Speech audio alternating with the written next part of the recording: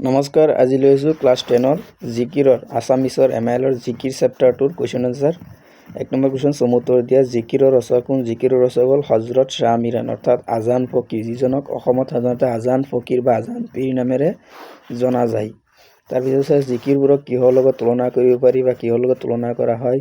জিকিৰবোৰক অসমীয়া গীত সাহিত্যৰে অমূল্য সম্পদ, বিশেষকৈ নামনি তথা উজনি অসমত প্ৰচলিত টোকাৰী গীত আৰু দেহ বিচাৰৰ গীত আৰু সুৰ তথা ভাৱৰ লগত তুলনা কৰিব পাৰি। জিকিৰ শব্দটো কি শব্দৰ পৰা আহিছে? জিকিৰ শব্দটো আৰবী শব্দ জিক্ৰৰ পৰা আহিছে, যাৰ অৰ্থ হ'ল ভগৱান বা আল্লাহৰ নাম স্মৰণ কৰা, বাৰে বাৰে উচ্চাৰণ কৰা। তলৰ শব্দবোৰৰ অৰ্থ লিখা। ইয়াত দিয়া আছে শব্দ আৰু অৰ্থ। তাৰপিছত চাই যোৱা। ৰচুল ঈশ্বৰৰ প্ৰেৰিত পুৰুষ বা পয়গম্বৰ বা দূত। মমিন বা মুমিন ইছলাম ধৰ্মৰ প্ৰতি সঁচা বিশ্বাস থকা ধাৰ্মিক ব্যক্তি বা নিষ্ঠাবান মুছলমান। ৰহম দয়া অনুগ্ৰহ বা কৰোণা কৰা। কুতুব মানে ধৰ্মীয় দেহত উচ্চ স্থানপ্ৰাপ্ত বা সিদ্ধ পুৰুষ, সাধাৰণ অৰ্থত দিশ নিৰ্ণয় কৰা। ধ্ৰুৱতৰা। তাৰপিছত আছে বান্দা মানে দাস বৃত্ত বা ভগৱান বা আল্লাহৰ সৃষ্টি কৰা মানুহ। 3 নম্বৰ মক্কাৰ দুৱাৰত চাহাব জীৱই মাৰে তালি যেন হলে হলৰ লগত দৰিকাৰ টপালি। উল্লেখিত কবিতা ভাষীৰ অন্তৰ্নিহিত ভাৱটি বিশ্লেষণ কৰা। ইয়াত আছে যে আনসাৰ আছে, চাই যোৱা।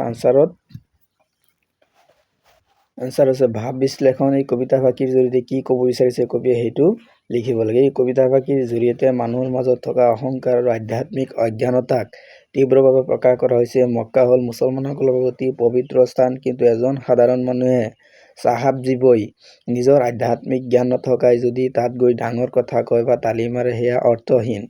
ইয়াক বুজাবলৈ কবি ব্যংগাত্মকভাৱে প্ৰাকৃতিক উদাহৰণ দি কৈছে যে শ'ল মাছ হ'ল পুখুৰীৰ ডাঙৰ আৰু শক্তিশালী মাছ, যাৰ সন্মুখত তেনে সৰু দৰিকা মাছ বা দৰিকণা মাছে জঁপিয়াই নিজৰ বাহাদুৰি দেখুওৱাটো কেনেকৈ হাস্যকৰ, ঠিক তেনেদৰে পৰমেশ্বৰ বা সৃষ্টিৰ ৰহস্যময় বিশালতাৰ সন্মুখত অহংকাৰী মানুহৰ জ্ঞানৰ অহংকাৰ সিমানেই তুচ্ছ আৰু অৰ্থহীন। প্ৰকৃত ভক্ত নম্ৰতা অহংকাৰ নহয়। তাৰপিছত আছে ব্যাখ্যা কৰা। পানী মৰে পিয়াহত, অগ্নি মৰে জাৰত, ক্ষুধা ৰচুল লুকাই আছে মুমিনৰ আঁৰত। উক্ত কবিতা ভাষী আমাৰ পাঠ্যপুথি আজান ফকীৰ দ্বাৰা ৰচিত জিকিৰ নামৰ পাঠটিৰ পৰা তুলি অনা হৈছে বা তুলি দিয়া হৈছে। তাৎপৰ্য ইয়াত